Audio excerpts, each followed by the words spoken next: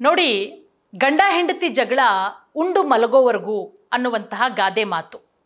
ಆದರೆ ಇತ್ತೀಚೆಗೆ ಹೇಗಾಗ್ತಾ ಇದೆ ಅಂತ ಹೇಳಿದ್ರೆ, ಗಂಡ ಹೆಂಡತಿ ಜಗಳ ಕೊಲೆ ಆಗೋವರೆಗೂ ಅನ್ನುವಂತಹ ಮಟ್ಟಿಗೆ ಹೋಗಿದೆ.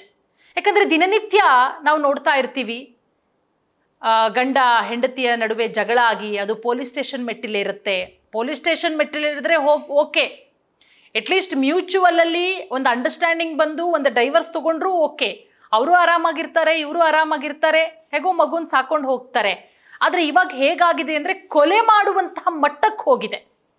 ಕೊಲೆ ಮಾಡುವಂತಹ ಮಟ್ಟ ಅಂದರೆ ಬೇರೆ ಬೇರೆ ವಿಚಾರಗಳಿಗೆ ಗಂಡ ಹೆಂಡತಿಯನ್ನು ಕೊಲೆ ಮಾಡೋದು, ಅಥವಾ ಹೆಂಡತಿ ಗಂಡನನ್ನು ಸುಪಾರಿ ಕೊಟ್ಟು ಕೊಲೆ ಮಾಡಿಸೋದು, ಈ ರೀತಿಯ ಘಟನೆಗಳಂತೂ ಬಹಳಷ್ಟು ಆಗೋಗಿದೆ. ಇದನ್ನೆಲ್ಲವನ್ನ ನೋಡಿ ನಮ್ಮ ಯುವ ಜನತೆ ಹೆಂಗಾಗ್ಬಿಟ್ಟಿದೆ ಅಂತ ಹೇಳಿದ್ರೆ, ಮದುವೆನೇ ಬೇಡಪ್ಪ, ನಾವೀಗ ಆರಾಮಾಗಿದ್ದೀವಿ, ಹಿಂಗೆ ಇದು ಬಿಡೋಣ ಅನ್ನುವಂತಹ ಆಲೋಚನೆ ಸಹಜವಾಗಿ ಬಂದೇ ಬರುತ್ತೆ. ಯಾಕಂದರೆ ಈಗ ಆಗ್ತಾ ಇರುವಂತಹ ಬೆಳವಣಿಗೆಗಳು ದಿನನಿತ್ಯ ನಾವು ನೋಡ್ತಾ ಇರ್ತೀವಿ.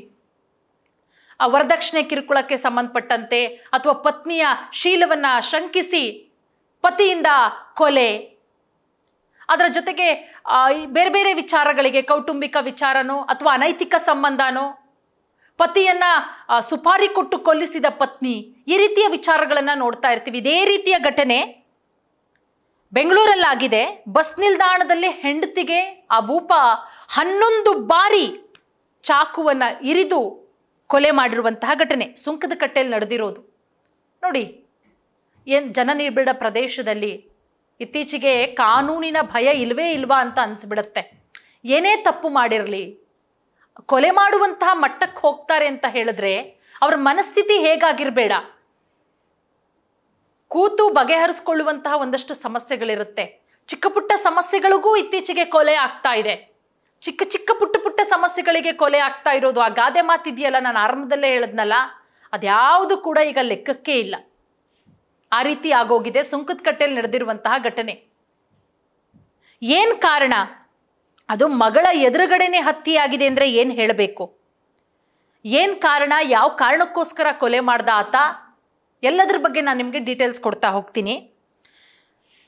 ಶೀಲ ಶಂಕಿಸಿ, ತನ್ನ ಪತ್ನಿಯ ಶೀಲವನ್ನು ಶಂಕಿಸಿ 11ಕ್ಕೂ ಹೆಚ್ಚು ಬಾರಿ ಚಾಕುವಿನಿಂದ ಇರಿದು ವ್ಯಕ್ತಿಯೋರ್ವ ಭೀಕರವಾಗಿ ಹತ್ಯೆಗೈದು ಪರಾರಿಯಾಗಿರುವಂತಹ ಘಟನೆ ಕಾಮಾಕ್ಷಿಪಾಳ್ಯ ಠಾಣಾ ವ್ಯಾಪ್ತಿಯಲ್ಲಿ ನಡೆದಿರುವಂತಹ ಘಟನೆ. ಹೆಬ್ಬೆಹಳ್ಳದ ನಿವಾಸಿ 35 ವರ್ಷದ ರೇಖಾ ಕೊಲೆಯಾಗಿರುವಂತಹ ದುರ್ದೈವಿ. ಈಕೆ ಹತ್ಯೆ ಬಳಿಕ ಮೃತಳ ಪ್ರಿಯಕರ ಲೋಹಿತಾಶ್ವ ಅಲಿಯಾಸ್ ಲೋಕೇಶ್, ಆತ ಕೂಡ ಪರಾರಿಯಾಗಿದ್ದಾನೆ. ಈಕೆಯ ಪ್ರಿಯಕರ ಅಂತೆ ಲೋಕೇಶು. ಈಕೆಯನ್ನು ಯಾವಾಗ ಗಂಡ ಹತ್ಯೆ ಮಾಡಿದ್ನೋ ಆತ ಪರಾರಿಯಾಗಿರೋದು. ಪ್ರಿಯಕರ ತೀವ್ರ ರಕ್ತಸ್ರಾವದಿಂದ ಆಕೆ ಸ್ಥಳದಲ್ಲೇ ಸಾವನ್ನಪ್ಪಿದ್ದಾಳೆ. ಕೌಟುಂಬಿಕ ಕಲಹದ ಹಿನ್ನೆಲೆ ಮೊದಲ ಪತಿಯಿಂದ ಈ ರೇಖಾ ಬೇರೆಯಾಗಿರ್ತಾಳೆ. ಒಂದಷ್ಟು ಗಲಾಟೆಯಿಂದ ನಿನ್ನ ಸವಾಸನೆ ಬೇಡ ಅಂತ ಹೇಳಿ ಬೇರೆ ಬಂದು ಪ್ರತ್ಯೇಕವಾಗಿ ವಾಸವಾಗಿರ್ತಾಳೆ. ಈಕೆ ಮೂಲತಃ ಹಾಸನ ಜಿಲ್ಲೆ ಚಂದ್ರಾಯಪಟ್ಟಣದ ನಿವಾಸಿ, ಮಕ್ಕಳ ಜೊತೆಗೆ ವಾಸವಾಗಿರ್ತಾಳೆ. ಹಾಗೆ ತನ್ನ ಪತ್ನಿಯಿಂದ ತುಮಕೂರು ಜಿಲ್ಲೆ ಶಿರಾ ತಾಲೂಕಿನ ಲೋಹಿತಾಶ್ವ, ಈಕೆ ಈ ರೇಖಾಳ ಪ್ರಿಯಕರ ಇದಾನಲ್ಲ ಲೋಹಿತಾಶ್ವ ಅಲಿಯಾಸ್ ಲೋಕೇಶ್, ಈತ ಕೂಡ ಹೆಂಡತಿಯಿಂದ ದೂರ ಆಗಿದ್ದ. ಸೊ ಹಾಗಾಗಿ ಇವರಿಬ್ಬರು ಸ್ನೇಹ ಬೆಳೆಯುತ್ತೆ. ಅದಾದ ಮೇಲೆ ಪ್ರೇಮಕ್ಕೆ ತಿರುಕೊಳ್ಳುತ್ತೆ. ಇಬ್ಬರು ಕೂಡ ಲಿವಿಂಗ್ ಟುಗೆದರಲ್ಲಿದ್ದರು. ಶಿರಾ ಬಿಟ್ಟು ಬಂದು ಬೆಂಗಳೂರಿಗೆ ಬಂದು ಇಬ್ಬರು ಕೂಡ ಲಿವಿಂಗ್ ಟುಗೆದರಲ್ಲಿ ವಾಸ ಮಾಡ್ತಾ ಇದ್ರಂತೆ. ಅದರ ಜೊತೆಗೆ 3 ತಿಂಗಳ ಹಿಂದೆ ಇಬ್ಬರು ಮದುವೆ ಕೂಡ ಆಗಿದ್ರು. ಸ್ವಲ್ಪ ವರ್ಷಗಳ ಕಾಲ ಲಿವಿಂಗ್ ಟುಗೆದರಲ್ಲಿದ್ದು ಒಂದು 3 ತಿಂಗಳ ಹಿಂದೆ ಇಬ್ಬರು ಕೂಡ 2ನೇ ಮದುವೆ ಆಗಿದ್ರು. ಇದು ಲೋಹಿತಾಶ್ವ ಅಂದರೆ ರೇಖಾಳ ಪ್ರಿಯಕರನಿಗೂ 2ನೇ ಮದುವೆ, ರೇಖಂಗೂ ಕೂಡ ಇದು 2ನೇ ಮದುವೆ. ಅದಾದ ಮೇಲೆ ಇದೆಲ್ಲದರ ನಡುವೆ ಕೆಲಸ ಕೊಡಿಸ್ತಾಳೆ ತವರು ರೇಖಾ. ಇನ್ನು ಮದುವೆಯ ನಂತರ ತನ್ನ ಕಂಪನಿಯಲ್ಲೇ ಪತಿಗೆ ಕೆಲಸ ಕೊಡಿಸ್ತಾಳೆ. ಈ ದಿನನಿತ್ಯ ಇವ್ರ ಮದುವೆ ನಡುವೆ ಜಗಳ ಕೂಡ ಆಗ್ತಾ ಇತ್ತು. ವಿಕೋಪಕ್ಕೆ ಹೋಗಿ ಚಾಕುವನ್ನು ಇರಿದಿರೋದು. ಇಲ್ಲಿ ರೇಖಾಳ 2ನೇ ಪತಿ ಚಾಕುವನ್ನು ಇರಿದಿರೋದು. ಪತ್ನಿ ನಡವಳಿಕೆ ಮೇಲೆ ಲೋಹಿತಾಶ್ವನಿಗೆ ಅನುಮಾನ ಮೂಡುತ್ತೆ. ನೋಡಿ, ಮೊದಲನೇ ಪತಿಯಲ್ಲ ಇಲ್ಲಿ ಚಾಕು ಇರಿದಿರೋದು. ರೇಖಾಳಿಗೆ 2ನೇ ಮದುವೆ ಆಗಿರ್ತಾನಲ್ಲ ಲೋಕೇಶು, ಆತನೇ ರೇಖಾಳ ಮೇಲೆ ಅನುಮಾನ ಮೂಡಿ ಚಾಕು ಇರಿದು ಈಗ ಆತ ಓಡ್ ಹೋಗಿದ್ದಾನೆ.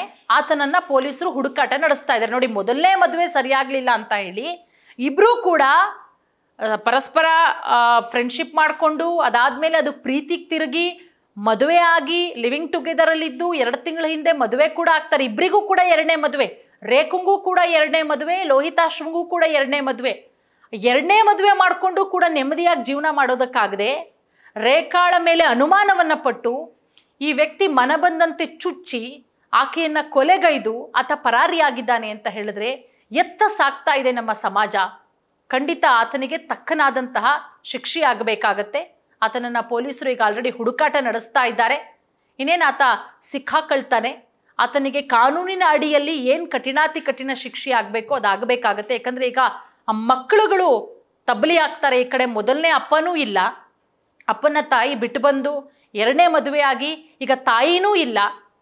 ಸೊ ಹಾಗಾಗಿ ಎಲ್ಲೋ ಹೋಗ್ತಾ ಇದೆ ನಮ್ಮ ಸಮಾಜ, ಏನಾಗ್ತಾ ಇದೆ, ಜನರು ಬದುಕೋದಕ್ಕೂ ಕೂಡ ಭಯ ಬೀಳ್ತಾ ಇದ್ದಾರೆ. ಈ ರೀತಿ ಘಟನೆಗಳಾದಾಗ ಯಂಗ್ಸ್ಟರ್ಸ್ಗಳು ಮದುವೆ ಮಾಡ್ಕೊಳ್ಳೋದಕ್ಕೂ ಕೂಡ ಭಯ ಪಡುವಂತಹ ಪರಿಸ್ಥಿತಿ ನಿರ್ಮಾಣ ಆಗಿದೆ. ಹಾಗಾಗಿ ನಮ್ಮ ಕಾನೂನು ಇನ್ನೂ ಕೂಡ ಸ್ಟ್ರಾಂಗ್ ಆಗಬೇಕಾಗತ್ತೆ.